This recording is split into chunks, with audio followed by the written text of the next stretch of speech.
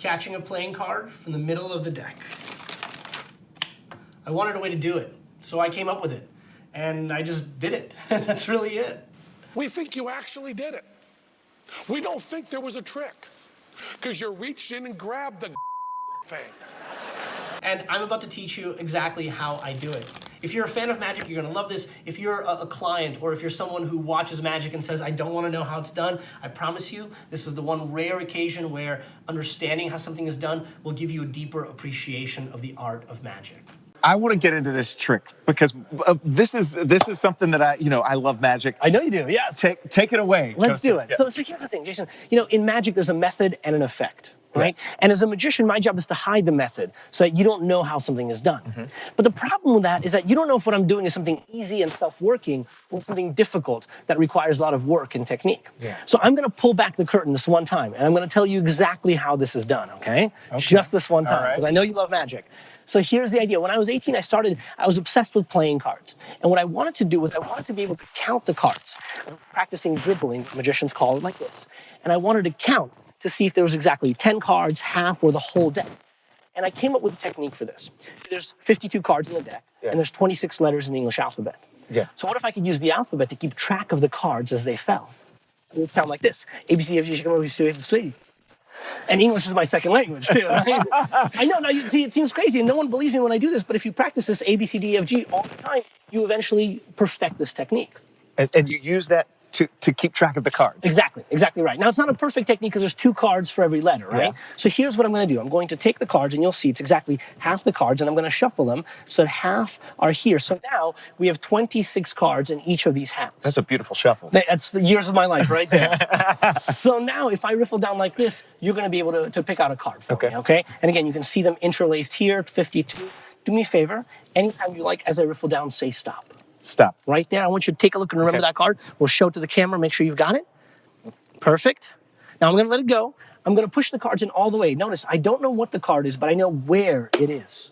You stopped at the letter S. S is the 19th letter in the alphabet. By doubling them, by pushing them together, they're now the 38th position. So now what I have to do is I have to estimate. So A, B, C, D, F, G, H, I, K, L, M, N, O, P, Q, R, S, T, U, V, right about there. But I'm going to take it one step further. I'm going to try to reach in and grab it as they fall. Are you ready? How much time do we have? We've got about 3 seconds, Kostya. No pressure.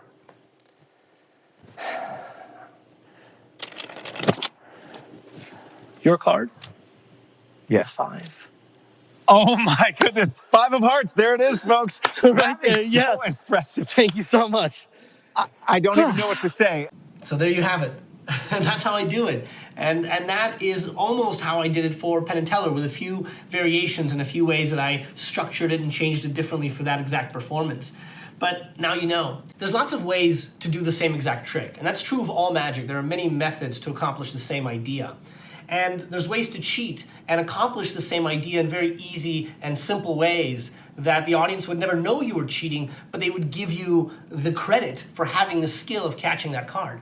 But I didn't want to do that. We think you actually did what you said you were going to do. Years after I created this trick and I showed it to magicians at conferences around the world, other people started coming up with their own variations and ways to do it. And the funny thing is that their ways were the cheating ways. They were the shortcuts. They were the gimmicks, and they were special cards. Whereas I was sitting there going, but I'm doing it for real.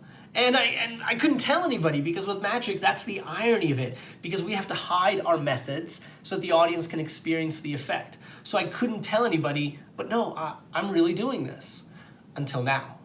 So there you go, there you have it. That's my exposure video. Penn and Teller, when they started going on TV, they made their mark in magic by exposing secrets, right, supposedly. And what they were doing is they were exposing their own ideas, not someone else's. And so I feel comfortable telling you my secret because this is a principle that I created. It's not somebody else's. And I feel like this is a rare opportunity for you to learn something about magic, whether you're a magician or not, that gives you that deeper appreciation. That there are ways to cheat and there are ways to do things easily and to trick your perception. And a lot of magic is making you believe that there's a skill when there isn't. But this is one of those rare things where you get to see the work behind the magic, and that some magic methods can be difficult and can be interesting and can be tough. And most importantly, I tell you this, that if you ever come to one of my shows, if you hire me to perform, I will still create that feeling of magic. Because when you're in person, when you're seeing magic the way it's meant to be experienced, the methods disappear. You don't realize that there's something being done, and then hopefully you get to experience that feeling of awe and wonder and magic that magicians can bring for you. Now that you know my method, maybe you'll practice it. Maybe you'll find a way to make it better. I'm sure in no time there'll be a kid on the internet doing this 10 times better than me. Maybe you'll go out and you'll learn it and you'll perform it for somebody yourself. And you'll tell them the truth and they won't believe you either. They'll think you're doing a trick. Or maybe they'll say, wow, that is magic. And that is one beautiful lie. Thank you so much. So good, baby. Thank you so much. Thank you so much. Thank you. You guys are the best. So good. Thank you. So good. Thank you, guys. Please, thank you. I'm telling you that. Kostya Kimlat. Thank you very much.